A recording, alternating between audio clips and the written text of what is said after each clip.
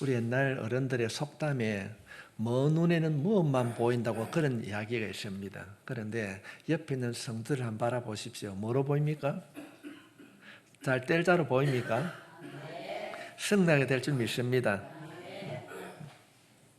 나는 과연 어떤 생각을 하고 있는가? 오늘 성경 말씀에 보면은 건널 수 없는 골짜기가 가로막혔을 때, 이런 제목을 봤을 때 이런 마음 안에 솔직하게 어떤 생각이 듭니까? 내가 인생을 살아갈 때 내가 해결할 수 없고 풀 수 없고 내가 할 수 없는 일을 가로막혔을 때 나는 어떻게 해야 되는가? 이면 어떻게 해야 되겠습니까? 스스로 한번 질문해 보십시오. 해답은 간단합니다. 기도하면 됩니다. 기도하면 이루어질 줄 믿습니다. 흔히 사람들이 제가 계속적으로 이제 기도에 관해서 설교를 하고 있는데 목사님 기도가 어렵습니다. 어려울 수밖에 없습니다. 왜냐하면 안 하니까. 하면 됩니다. 기도는요. 생각이 안 나면 하나님 앞에 하나님 내 기도 어떻게 해야 됩니까? 생각나게 하시고 내 생각이 말로 기도하는 자가 되게 해달라고 분명히 하나님 앞에 한다면 말을 하게 되면 하나님께서 응답의 문 열어주실 줄 믿습니다. 옆에 있는 사람 보니까 제가 앞에 있는 사람을 보니까 갈수록 잘 될 사람같이 보입니다. 좋은 일이 많아질 것 같습니다. 세상 사람들은 어떤 가치관을 가지고 바라보게 될 때 그 사람의 환경이라든지 여건이라든지 인간의 가지고 있는 지식과 경험으로 판단하지만은 우리가 오늘 아침 새벽 시간에 살펴보았지 않습니까? 사도 바울이 바울과 실라를 통하여서 너는 판단하지 말라고 하는데도 우리는 쉽게 판단하고 그 판단에 인해서 낙심할 때가 많이 있습니다. 분명한 것은 하나님이 우리와 함께 하시는 줄 믿습니다. 그래서 성경은 우리와 함께 한다고 하는 것을 임마누엘이라 그렇게 말합니다. 임마누엘 대신 그 예수님을 인하여서 하는 일마다 승리할 수 있기를 주님의 이름으로 축복합니다. 우리가 끝났는데 2026년도 이탈리아에서 이탈리아 밀라노에서 패럴림픽이라고 그렇게 말을 하게 됩니다. 쉽게 말을 하게 되면은 우리 나이 드신 분들 이해하기 쉽게 말씀을 드린다면은 장애인 올림픽이 열렸습니다. 이 올림픽에서 한국 선수가 메달을 5개 딴 사실은요 2026년도 올해 처음 있었습니다. 금메달 2개, 은메달 3개를 합해서 5개 메달을 땄는데 그 선수의 이름이 김윤지 선수입니다. 혹시 들어보셨는지 모르겠습니다. 그분의 별명이 거기에 패럴림픽에 참석했던 세계 각국의 기자단들, 선수 감독관들이 이 김윤지 선수에게 별명을 붙여줬어요. 어떤 별명이라고 하면은 스마일 김윤지입니다. 휠체어를 타고 달리기를 합니다. 가다가 넘어졌습니다. 그러니까 어르신들이 가장 먼저 갔어요. 가가지고 괜찮습니까? 물었더니 이 김지 선수가 어떻게 하겠습니까? 씩 웃습니다. 괜찮아요.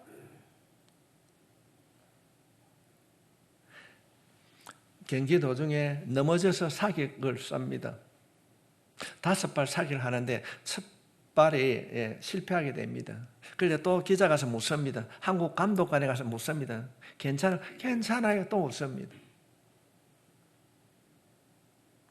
그가 인터뷰를 할 때도 그가 웃습니다. 이 장애인 올림픽에서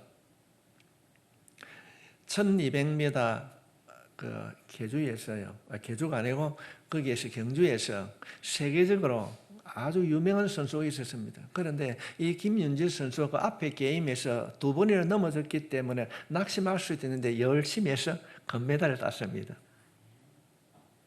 또 인터뷰는 그것도 웃었습니다. 제가 이 말씀을 준비하면서 김윤지 선수에 대하여서 인터넷을 통해서 점검을 해보니까 태어날 때부터 척추장애, 이분법 척추장애를 가지고 있었습니다. 그런데 부모가 3살 때부터 이 척추장애로 인한 고통을 덜어주기 위해서 수영을 시켰습니다. 그 수영하는 가운데 고통이 감소될 때에 초등학교 3학년 때부터 선수 생활을 했고 본격적인 선수 생활은 중학교 때부터 했다고 합니다. 여러분, 척추를 쓰지 못하는 2번, 3번 척추를 쓰지 못하는 이 어린 학생 얼마나 어려움이 많이 있었겠습니까? 얼마나 많은 편견이 있었겠습니까? 그런데 그 많은 어려움과 편견 속에서도 그는 피나는 노력으로 극복하고 올림픽 5관왕이 되었습니다. 사람들은 이 김연지 선수를 바라볼 때에 막연하게 메달을 5개 땄기 때문에 최우연금이 얼마나 나올 것이다. 막연하게 성공한 것만 우리가 생각할 수 있습니다. 그래서 이 선수가 어릴 때부터 쓰지 못하는 그 척추 장애를 가지고 얼마나 많은 노력을 했을까. 거기에는 관심을 가지는 분이 적습니다. 신앙생활도 여러분 마찬가지입니다. 누군가 하나님의 은혜와 사랑을 받았다고 한다면 단순하게 부러워하는 생각만 가질 때가 많이 있습니다. 그가 얼마나 그 하나님의 은혜를 받기 위하여서 하나님과 관계를 회복하기 위해서 그가 얼마나 많은 죄로부터 또 세상의 많은 유혹으로부터 그가 넘어지지 아니하려고 때로는 밤을 새우며 기도했을 것이고 때로는 금식하며 기도했을 것입니다. 말씀을 지키려고 결단하고 수많은 노력을 했다는 사실을 우리는 알아야 될 줄 믿습니다. 눈에 보이는 화려한 그 모습만 바라보는 것이 아니라 그 일들을 이루고 성취하기 위해서 그가 얼마나 많은 노력을 했는가. 오늘 본문은 성경에서 특별히 칭찬받은 한 왕을 소개하고 있습니다. 이 왕이 훌륭한 왕으로 평가되기 위해서 얼마나 많은 유혹과 고난으로부터 자기 자신을 지키려고 투쟁하며 노력했는지를 살펴보려고 합니다. 이 말씀을 통하여서 우리의 인생을 살아가면서 우리 앞에 주어지는 어떤 아픔과 고통이 있다 할지라도 내가 희생을 감수하면서라도 오늘 본문에서 소개한 이 왕처럼 극복할 수 있기를 바랍니다. 주님은 여러분을 붙잡아 주실 것입니다. 붙잡아 주실 것입니다. 오늘 본문에서 소개하고 있는 이 왕은 아버지는 아하스라고 하는 아주 악한 왕입니다.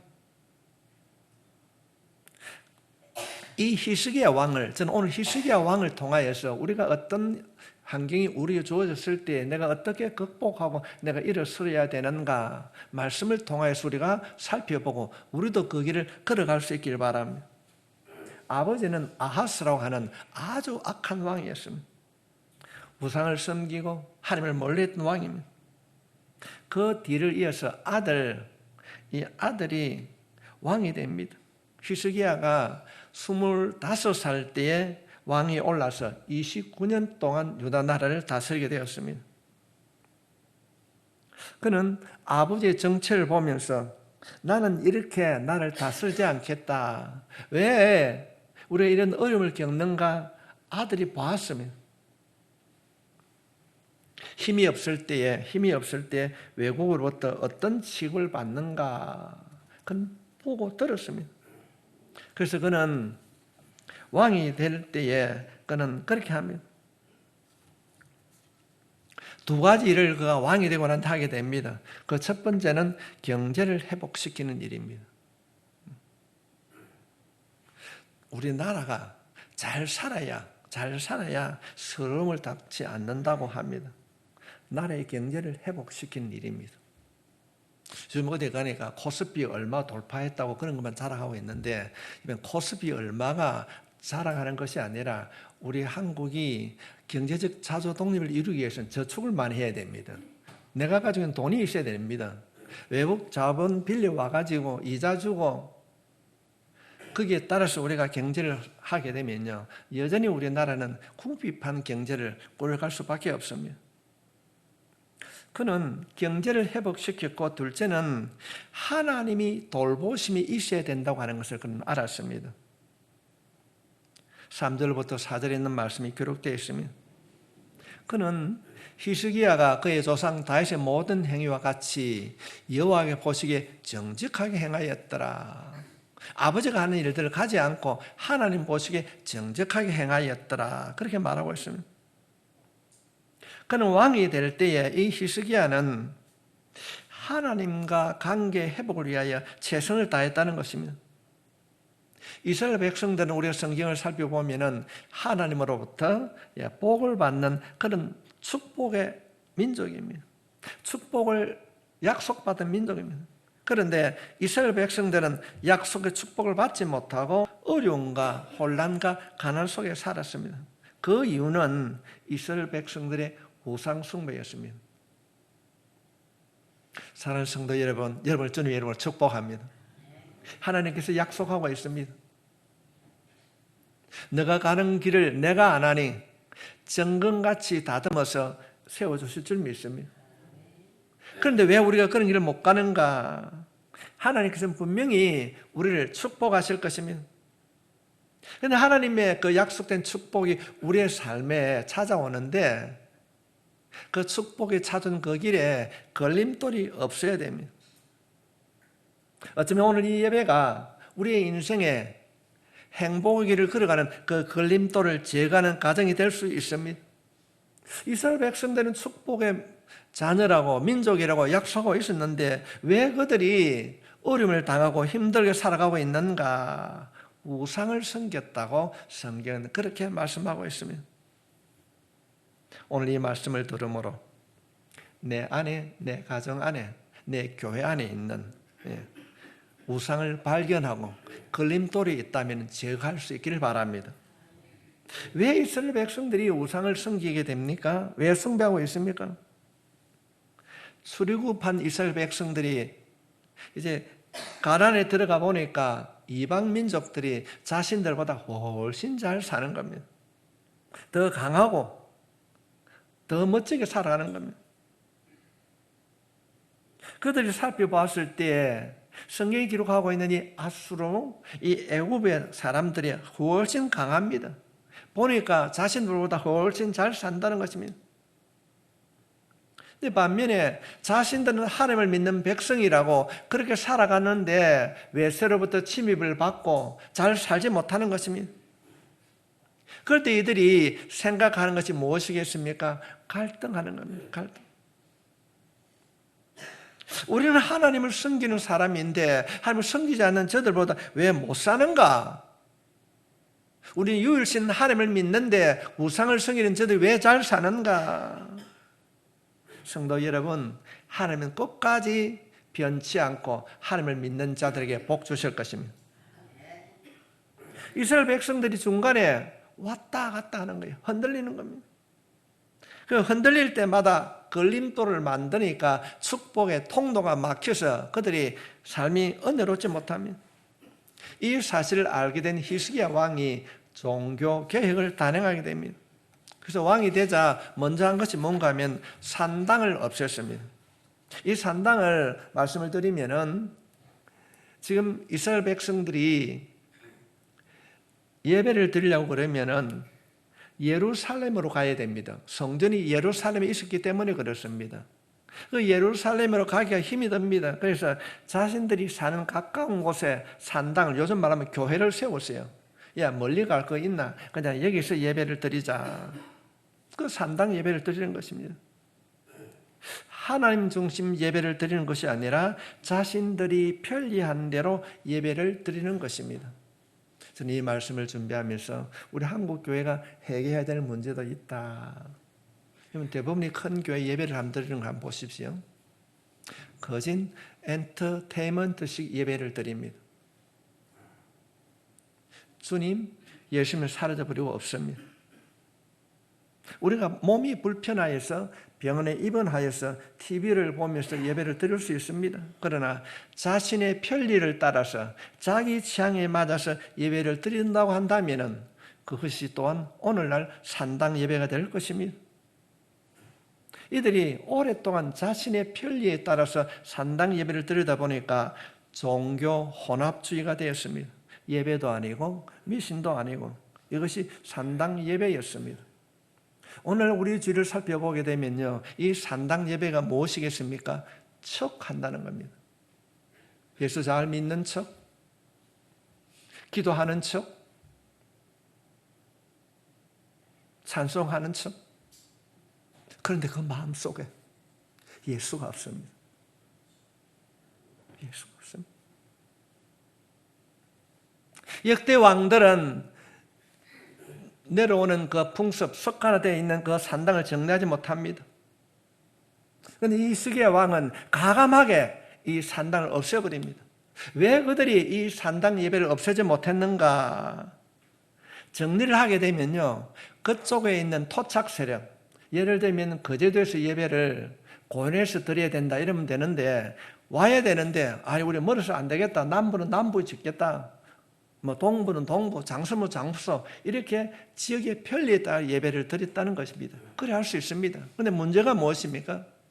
인간 중심으로 예배를 드리다 보니까 그 예배 가운데 가장 중심이 되어야 되는 예수, 하나님을 잃어버렸다는 것입니다.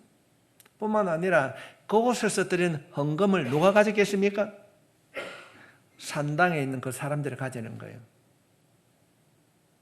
왕이 가지고 갔어요. 그러니까 왕이 산당 예배를 없애지 않고 예배를 드리고 나면 돈이 들어오니까 그래 그곳에 예배를 드리라, 그런 현상이 일어났던 겁니다. 그래서 히스기야가 이건 아니다. 그래서 이 산당 예배를 다 정리했습니다. 사랑하는 성도 여러분, 우리 오늘 이 말씀을 들으면서 혹시 우리의 마음 가운데 예수 중심이 아닌 또 다른 예배가 있다면 정리할 수 있길 바랍니다. 하나님은 듣고 계십니다. 보고 계십니다. 진짜를 찾고 있는 이 종교 혼합주의 이 시대에 여러분이 진짜 교회 될 수 있길 바랍니다. 두 번째 이 히스기야 왕이 한 것이 뭔가 하면은 놋뱀 사건입니다. 이 놋뱀이라고 하는 것은 이스라엘의 영적 상징입니다. 이스라엘 백성들이 애굽에서 400년 동안 종살이 하다가 모세를 통하여서 가나안 땅에 들어왔습니다. 근데 가나안 땅에 와가지고 먹고 사는 문제에 애로사항이 없으니까 이들이 뭘 하게 됩니까? 불평을 하는 거예요. 야, 그래도 우리가 애굽에서 살 때는 고기도 먹고 그래도 잘 살지 않았느냐. 그러면서 하나님께 원망과 불평을 하게 됩니다. 하나님께서는 이 원망과 불평하는 하나님의 백성들을 다듬기 위하여서 징계를 하십니다. 그 징계가 무엇인가 하면 불뱀을 보내어서 이 불뱀을 사람을 무는 거예요. 물리면 다 죽게 됐습니다. 처음에는 사람들이 이게 유행병인가 보다, 시간이 지나면 낫겠지. 그런데도 이 불뱀이 물리는 사건을 누구 하나 정리하고 고칠 자 아무도 없었습니다. 그럴 때 이건 하나님께서 우리를 징계하시는 것이구나. 그래서 이스라엘 백성들이 하나님 앞에 용서를 구했습니다. 하나님, 이게 웬일입니까? 그럴 때 하나님께서 모세를 통하여서 은혜를 베풀어 주십니다. 이제야 너희들이 알겠느냐? 그렇다면은 너희들이 놋뱀을 만들어 장대에 달아라. 이 놋뱀을 바라보는 자에게는 나을 것이다. 이 사실을 깨달았던 모세는 놋뱀을 세웁니다.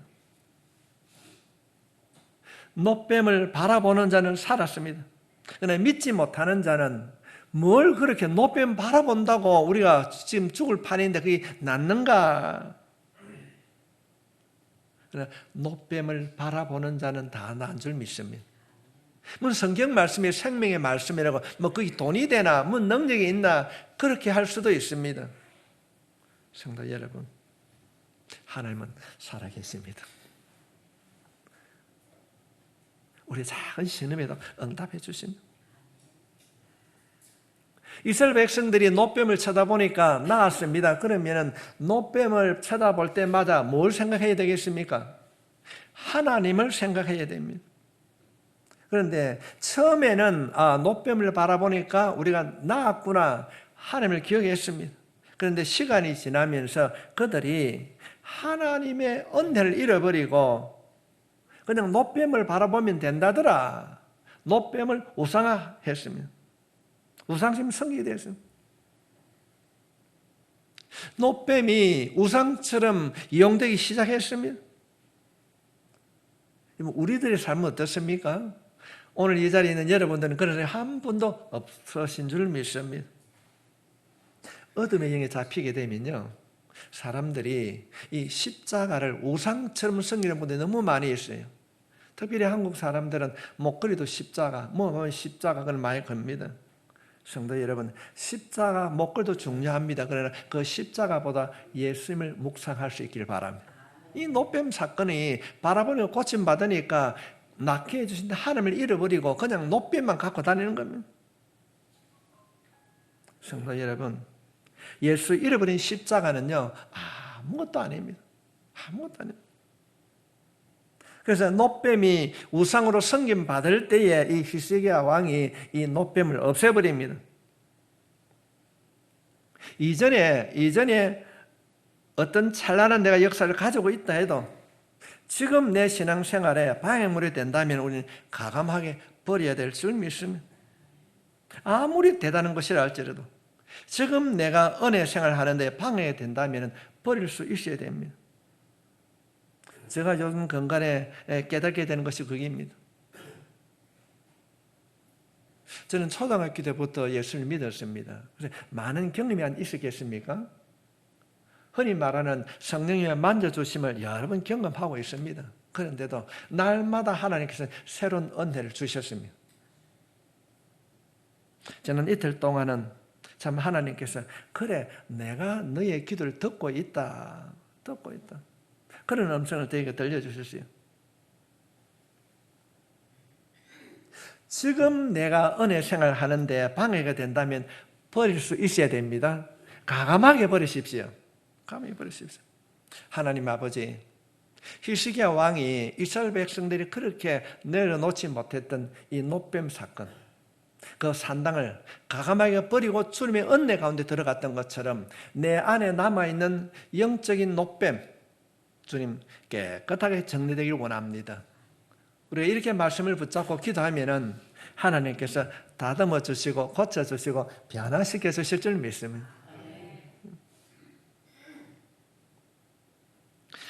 우리가 18장 7절 말씀에 보면은 여호와께서 그와 함께 하시며 그가 어디로 가든지 형통하였더라. 저가 아수르 왕을 배반하고 섬기지 아니하였고, 하나님께서 이 히스기야 왕이 엄청난 은혜를 주셨습니다. 우리는 오늘 말씀을 통하여서 우리는 과거로부터 자유로워져야 될 줄 믿습니다. 누구든지 예수 안에서는, 그리스도 안에서는 새로운 피조물인 줄 믿습니다. 어제에 얽매이지 마십시오. 오늘부터 새롭게 행하실 그 하나님을 붙잡고 함께 하는 여러분 되시길 바랍니다. 지금 우리가 하나님의 은혜를 구하는 자가 되어야 됩니다. 과거의 어떤 화려함, 내가 언제 은혜 받고 내가 어떤 경험에, 여러분 그런 과거는 아무런 소용이 없습니다. 지금이 중요하면 내가 너에게 새 날을 행하리라. 오늘까지 알지 못하였는데 내가 내일 아침에 기도할 때, 내가 내일 다시 예수 이름 부를 때 놀라운 일들이 일어날 것이다 하는 것이 여러분의 믿음이 될 때에 행한 대로 이루어 주실 줄 믿습니다. 지금 조금 시간이 지났는데 우리가 그 세계 야구 선수권 대회에서 한국이 올해 참패를 당했습니다. 그럴 때에 뉴스 자막에 조그맣게 옛날 사진이 한 장 올라왔습니다. 그 사진이 뭔가 하면은, 여러분 잘 아시죠? 삼성에 활동했던 이성엽 선수의 훈련하는 모습이 올라왔습니다. 그 자막에 보면은 기자가 묻습니다. 아니 연말인데도 왜 연습을 합니까? 라고 했을 때 이 이성엽 선수의 대답이었습니다. 내 나이가 40인데 몸 관리를 잘 해야 다음 시즌에 내가 정상적으로 운동을 할 수 있습니다. 지금까지 이룬 그 많은 홈런과 과거에 얽매이지 않고 지금 내가 최선을 다하기 때문에 내가 다음 시즌에 좋은 선수로 거듭날 수 있다는 것입니다. 성도 여러분, 그냥 목사가 어떤 선수의 이야기를 야우러 들은 것이 아니라 신앙생활도 마찬가지입니다. 내가 옛날에 어떠했는데, 내가 옛날에 어떤 성령을 체험하고 봉사했던 것이 중요하지 않습니다. 그 체험했던 그 성령의 역사가 현재 나타나야 될 줄 믿습니다. 그것이 아름다운 신앙생활인 것입니다. 아름다운 신앙생활은 추억은 되지만 은혜의 생활은 아닐 것입니다. 극동교회 모든 성도들이 옛날의 일들로 인해서 그 추억하고 그로 인하여서 은혜를 놓치는 자가 안 되었으면 합니다. 화려한 과거보다 지금이 중요합니다. 화려한 과거보다 지금이 중요합니다. 과거에 머물지 말고 지금 잘하는 사람이 여러분이 되시길 주의 이름으로 축복합니다. 지금 잘하는 사람. 여러분 안에, 아니 우리 안에 있는 노뱀이 깨어지길 바랍니다. 우리가 그러면 의문을 하나 가지게 됩니다. 그렇게 하나님 앞에 어렵게 살겠다고 노력 희숙이에게 고난이 찾아옵니다. 고난이 찾아옵니다. 평소에 신앙이 귀로 소문난 어느 권사님이 그 가정에 문제가 드러납니다. 예기치 않은 교통사고를 당하기도 하고 남편의 사업이 어려움을 당하기도 합니다. 그때 많은 사람들이 이야기하게 됩니다. 그렇게 신앙생활 잘하는 가정이 왜 문제가 일어나는가? 누구나가 다 한마디를 합니다. 여러분 어떤 말을 할 수 있겠습니까? 내가 하나님의 자녀답게 살겠다고 그렇게 기억을 외쳤던 이 히스기야 왕에게 이런 일들이 일어났습니다.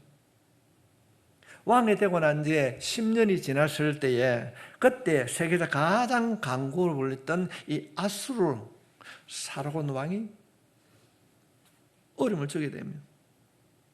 아수르가 세력을 확장시키기 위하여서 남쪽에 있는 애굽을 침공하기 위하여서 아수르와 그 가운데 있는 아수르와 애굽 사이에 있는 이 유다 나라를 침공하게 됩니다. 건너가야 되기 때문에 그렇습니다. 그래서 당시에 강대국인 아수르에게 이 유다의 나라가 조공을 바칩니다.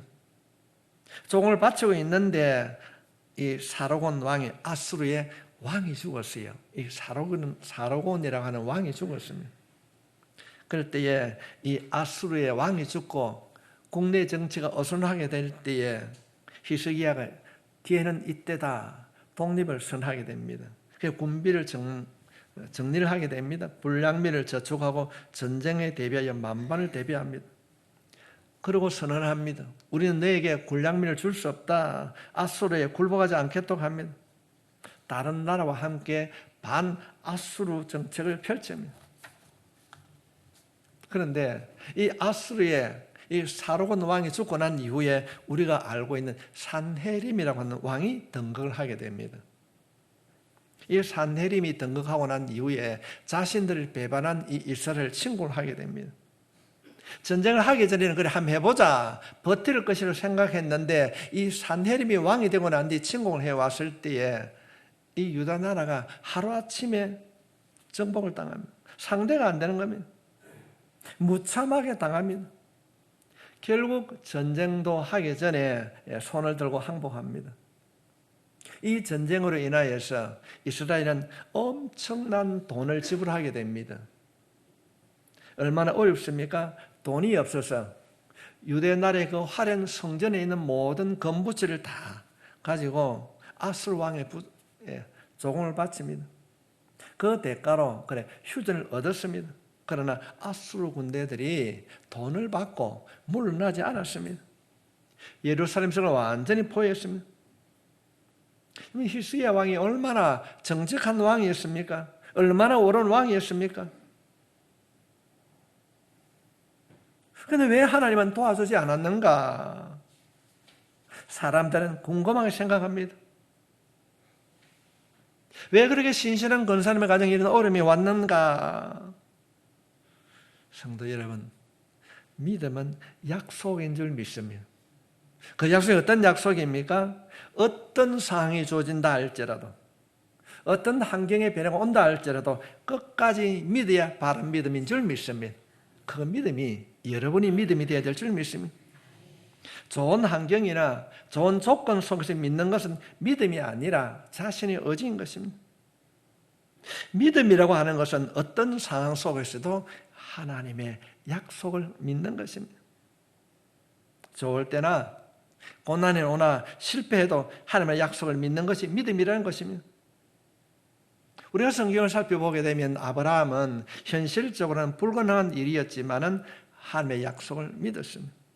그래서 그는 아들을 얻었고 믿음의 조상이 되었습니다. 하나님께서 요셉에게 보여준 것은 꿈이었습니다. 이건 꿈이 현실될 수 있습니까? 지금 그러나 요셉은 자신은 노예가 되어서 감옥으로 갑니다. 그러나 그는 하나님의 약속을 믿었기에 애굽의 총리가 되었습니다. 초대교회 성도들은 현실은 너무나도 힘들고 어려웠지만 약속을 믿음으로 극복함으로 초대교회가 부흥을 하게 되었습니다. 믿음은 하나님의 약속에 대한 신뢰입니다. 저 사람 참 믿음이 좋다 했을 때 어떤 믿음입니까? 하나님의 약속을 끝까지 믿는 믿음입니다. 어떤 상황이, 어떤 현실이 주어진다 할지라도 끝까지 하나님의 약속에 그 약속을 신뢰하고 믿는 자가 믿음이 좋은 사람입니다. 이 믿음이 좋은 사람이 여러분이 된 줄 믿습니다. 어떤 상황의 변화가 와도 끝까지 믿는 것입니다. 이 믿음 보시고 우리 주님은 약속하고 있습니다. 내 믿음대로 될지어다. 내 믿음대로 될지어다. 하나님은 어떤 여건이나 상황을 보는 것이 아니라 우리의 믿음을 보시는 줄 믿습니다. 좋을 때만 믿는 것은 믿음이 아닙니다. 어떤 상황이 안 좋으면 세상의 유혹입니다. 너 예수님 믿는데 별것 없더라. 너 열심히 그렇게 살아왔는데 네 자신을 한번 돌아봐라. 너 집을 한번 바라보라. 그렇게 기도하는데 당신의 남편은, 당신의 자녀들은 보러 갑니다. 그냥 적당히 믿고 그렇게 살아가자. 성도 여러분, 유혹인 줄 믿습니다. 오늘 말씀처럼 가서 보니까, 애굽에서 가서 보니까 안 믿는 사람이 너무 잘 사람이 많은 거예요. 세상에는 예수 안 믿고도 잘 사는 사람이 많이 있습니다. 지금 나라가 어지러워서 힘들고 어려운데 이 아수르의 신하 랍사게가 와가지고 예루살렘 포위하고 난 뒤, 야, 이래도 항복하지 않겠느냐? 너희들이 믿는 하나님이 어디 있느냐 합니다. 너희들이 믿는 그 하나님이 살아계시는데 너희들이 이미 버렸어. 그냥 우리와 함께 우리 앞에 나오너라. 함께 같이 가자. 우리가 믿는 신을 믿으면 내가 살려주겠다 하면 이 랍사게를 통하여서 유혹하고 있습니다. 오늘 우리의 현실도 역시 마찬가지입니다. 그냥 그렇게 힘들게 하지 말고 적당하게 살아라. 성도 여러분, 세상이 우리를 유혹하는 소리를 듣고 있습니까? 뭘 그렇게 교회 꼭 가야 되는가? 뭐 세상을 살아가면서 적당하게 재무도 느끼고 그렇게 살아봐. 세상은 우리를 지금도 유혹하고 있습니다. 성도 여러분, 꼭 기억해야 됩니다. 이 랍사게가 아수르가 쳐들어와가지고 하는 말이 무엇입니까? 거짓말입니다. 세상은 지금도 어둠의 영이 활동하고 있기 때문에 우리들이 말하고 있습니다. 세상 방법대로 한번 살아봐. 적당하게. 오늘 말씀을 듣는 여러분들은 세상의 어떤 유혹에도 흔들리지 않고 끝까지 믿음을 지키는 자 될 수 있기를 바랍니다. 어떤 상황에서도 하나님의 말씀을 신뢰하는 성도가 되시길 바랍니다. 그럴 때에 하나님의 음성을 듣게 될 줄 믿습니다. 저는 건강에 자주 쓰는 말이, 정말로 인격적인 주님과의 만남이 있습니까? 저건 누구에게 말하겠습니까? 목사이기 때문에 목회자들에게 말하지 않겠습니까? 중직자들에게 말하지 않겠습니까? 당신은 과연 인격적인 주님과의 만남이 있습니까? 어둠의 영이 가까이 하게 되면요, 신앙이 흔들리게 되면요, 그들의 유혹에 넘어가는 겁니다. 끝까지 하나님을 신뢰하는 그 믿음을 보신 하나님 앞에 주여 내가 믿습니다라고 하는 그런 고백을 하는 여러분 모두가 될 수 있기를 바랍니다. 누구의 약속을 믿고 살아가고 있습니까? 랍사게가 찾아와가지고 이렇게 말합니다. 이스기야야, 그렇게 힘들게 살아가지 마라. 내게 항복하면은 내가 먹을 거 내가 줄게. 땅을 주겠다고 약속합니다. 우리가 역사를 살펴봤을 때 정복자가 하는 말은 거짓말입니다. 역사를 살펴보게 되면 랍사게가 정복하고 난 뒤는 주민들을 강제로 이주시키고 민족을 말살시켰습니다. 이것이 아수르의 정책이었습니다. 이들이 말하는 것이 유혹이지 진실이 아니었습니다. 성도 여러분, 우리 오늘 이 말씀을 통해서 끝까지 어떤 환경이 우리가 주어진다 할지라도 하나님의 약속의 말씀을 믿는 신실한 자가 될 수 있길 바랍니다. 여호수아가 이런 고백을 하고 있지 않습니까? 잔소리하지 마라. 내가 그렇게 말을 한다 할지라도 나와 내 집은 여호와만 섬기겠노라. 나와 내 집은 여호와만 섬기겠노라. 이것이 우리 고백이 되어야 될 줄 믿습니다. 세상이 달콤하게 우리를 유혹합니다. 손 내밀면 내가 붙잡아 줄게. 그렇지만 우리는 내가 지금 힘들고 어려운 가운데 있다 할지라도 나와 내 집은 여호와만 섬기겠다라고 고백했던 이 여호수아의 고백이 우리 모두의 고백이 되어야 될 줄 믿습니다. 말은 하나님을 믿는다고 하지만은 삶의 방식은 여전히 방식과 가치관은 세상과 동일하게 자기중심적으로 물질 중심적으로 쾌락을 추구하고 삶의 우선순위가 예수가 아니고 물질이요 성공이 있다면 우리는 가짜일 수 있습니다. 성도 여러분, 유혹에서 벗어나고 참 믿음으로 승리할 수 있길 바랍니다. 믿는 자에게는 반드시 고난이 찾아오게 됩니다. 어려움이 찾아오게 됩니다. 그 고난과 어려움이 기도의 제목이 되어진다면, 그것이 내 입술로 기도하게 된다면 하나님께서 반드시 다듬어서 정금같이 나오게 해주실 줄 믿습니다. 유혹과 환난과 어려움 속에서도 하나님의 약속을 끝까지 믿고 믿음을 지키는 한 사람이 여러분이 되시길 바랍니다. 히스기야 왕이 그 이후에 여러 가지 어려움이 있었지만 하나님께서 바르게 해결해 주시고 세워주셨습니다. 오늘 이 시대에 이 말씀을 통하여서 하나님께서 말씀하시는 건널 수 없는 골짜기를 지난다 할지라도 포기하지 않고 끝까지 믿음을 지키는 한 사람이 여러분이 되시길 주의 이름으로 축원합니다.